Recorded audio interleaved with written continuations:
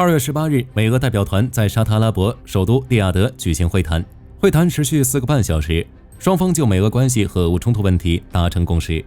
可见，美俄关系升温已成为不争事实。俄罗斯也在特朗普政府的支持下提出了可笑的俄乌和谈条件。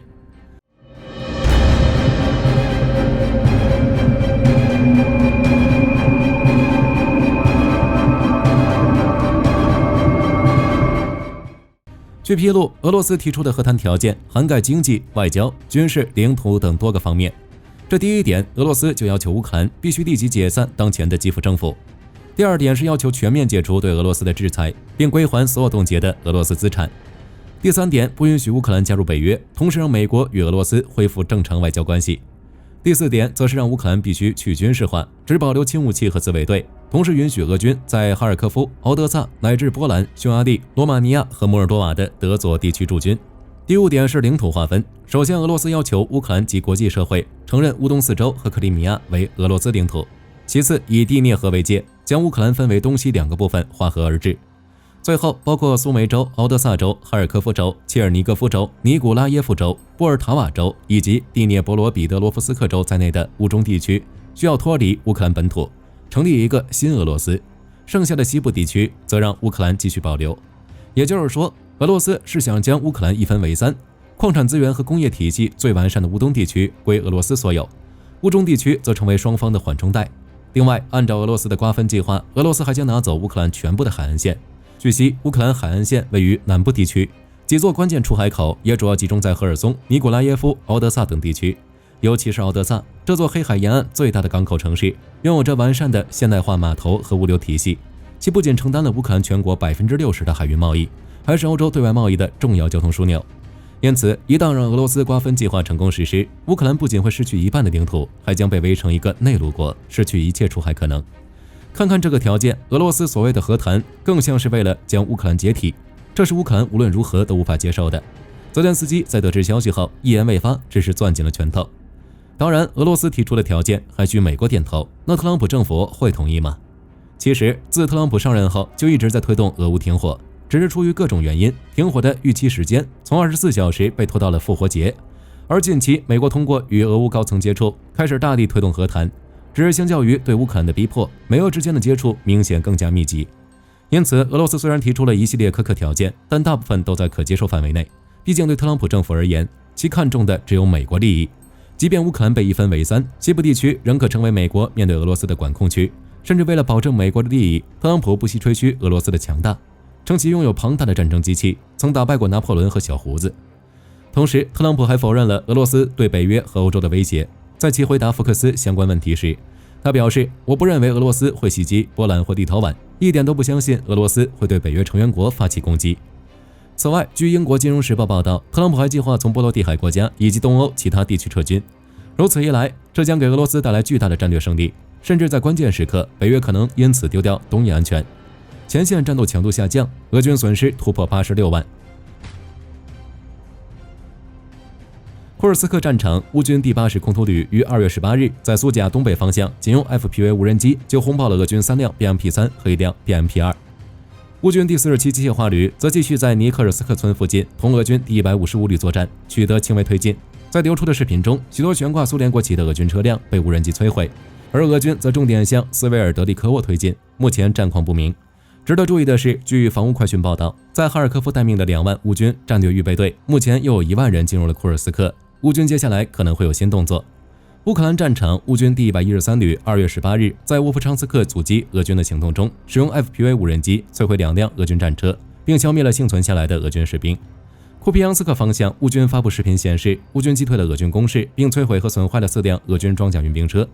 博洛瓦方向2月18日发布的地理定位录像显示，俄军通过排挤机械化攻势，已推进至洛佐瓦西南部。顿涅茨克州恰索菲亚尔至托列茨克一线，乌军加大了增援部队的投入。目前俄军的推进已被截停。在昨日战斗中，乌军第10旅和第28旅分别歼灭了一支俄军机械化小队。此外，在托列茨克市区，乌军还取得了成功的反击。据战役地图显示，目前乌克兰特种部队已经渗透至该市西北部，距离 ATB 市场不到500米。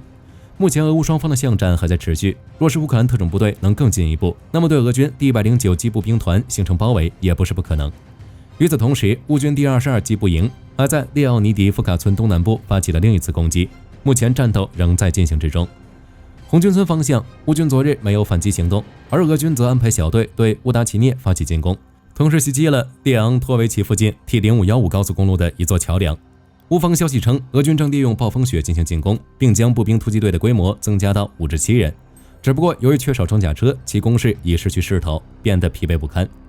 呼拉霍方向，在乌军从包围口袋全部撤出后，俄军已完全控制了乌拉克利至达赫内以及乌拉克利至泽列尼夫卡之间的地区，目前仅剩沃夫恰和沿岸地区未被占领。在安德烈夫卡方向，俄军正在向其北部推进，试图拉平与斯里布内方向的战线。总之，过去24小时，前线发生了139次战斗。2月18日，乌总参谋部公布的数据显示，俄军新增伤亡1170人，累计损失突破86万，达到86万1090人，再次创造损伤纪录。此外，受美俄会谈影响，乌克兰对俄罗斯能源设施的打击越发升级，并瞄准了他们的石油出口系统。乌军袭击克鲁泡特金斯卡亚输油泵站有了更详细的后续。据悉，克鲁泡特金斯卡亚输油泵站是俄罗斯著名的里海管道的重要部分，隶属于俄罗斯的 Transneft 石油公司。长期以来，该管道都将哈萨克斯坦的石油运输到新罗西斯克的码头，再试图转运，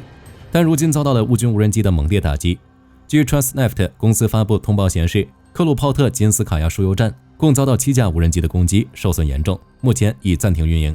俄方也罕见地回应了这一点。俄方称，来袭的每架无人机不仅放了炸药，还特意安置了打击金属的零部件，这导致该站至少需要2个月才能恢复。对此，战争研究所分析认为，俄罗斯方面之所以选择公布遇袭细节，是因为里海输油管道牵扯到石油的进出口，同国际的经济往来密切。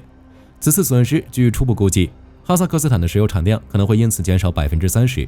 显然，这是一笔不小的损失，而将责任推向乌军无人机，意味着俄方并不想承担这份损失，并且还是在美俄会谈的背景下，是想拉踩乌克兰的国际形象。不过，也正是因为美国绕开乌克兰和俄罗斯谈判，这1周以来，乌军已经对俄军的各大油库和炼油厂发动了连续空袭，这表明乌军无人机打击能力还在不断提升。加上巴黎方面还宣布将和基辅联合生产法国产的 AAROK 中程无人机，可以预见，在美国绕开乌克兰和俄罗斯谈判之际，这样的远程攻击还会升级。据路透社报道，自2017年，俄罗斯就开始与苏丹谈判，试图在苏丹南部地区建立军事基地。该地为红海战略要地，一旦俄军基地正式建成，将是其首次在非洲建立基地。但由于苏丹内部纷争，导致这项建设计划一再推迟。苏丹的内部纷争主要存在于苏丹武装部队和快速支援部队之间，而俄罗斯则长期与两方都保持联系。例如，俄罗斯瓦格纳集团曾于去年与快速支援部队并肩作战，但在去年夏天，俄罗斯突然改变战略，开始支持苏丹政府，促使苏丹武装部队接连取得一系列胜利，成功扭转了战争局势。随着叙利亚政权更迭，俄罗斯在其境内的塔尔图斯海军基地和赫梅米姆空军基地，其能否继续维持成为了未知数。这导致俄罗斯更加迫切希望能够尽快在苏丹建立新基地。近几个月，俄罗斯高层接连访问苏丹港，试图与苏丹加深联系。